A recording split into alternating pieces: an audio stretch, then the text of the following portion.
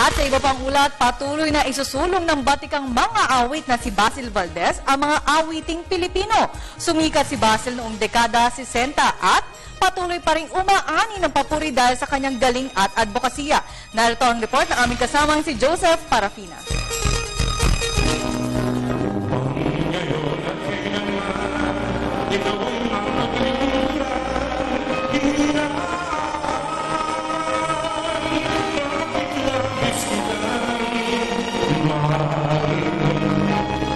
Pinatunayan sa isang okasyon ng mga awit na si Basil Valdez na di pa siya laos pagdating sa pagbirit sa kanyang mga kilalang awitin. Binigyan buhay ni Basil ng mga awiting nagpakilala sa kanya noong 70s, tulad ng mga awiting Noon at Kailanman, You, Ikaw at maraming iba pa. Pagkakataon na niya ito para minsan pang ikintal sa isip ng mga Pilipino ang kahalagahan ng awiting Pilipino o kilala sa tawag na OPM.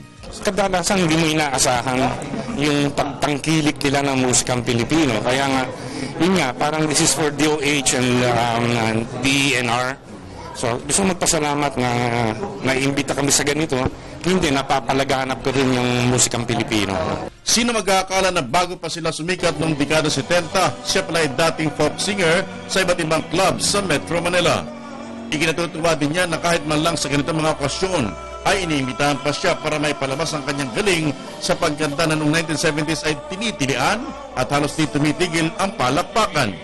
Nakatutuwa namang isipin na nagpa one-on-one interview siya sa inyong lingkod na dati ring mang-awit ng pasyon sa aming simbahan. Para kay Basil, manatili ang kasikatan ng isang tao kung siya marunong tumanaw sa kanyang pinanggalingan at aalagaan ng kalusugan. Bagamat ramdam sa kanyang pagtatanghal na nahihirapan na siya di tulad ng dati, pilit pa rin niyang inaawit ang mga awiting nagiging inspirasyon ng mga Pilipino.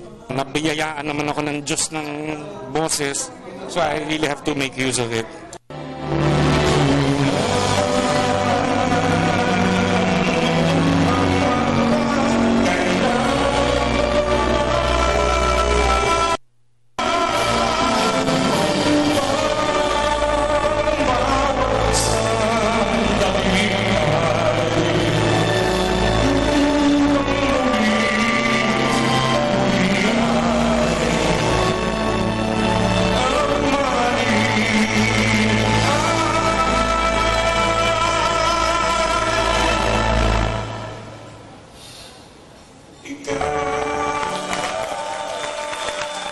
At para sa Telebisyon ng Bayan, Joseph Parafina.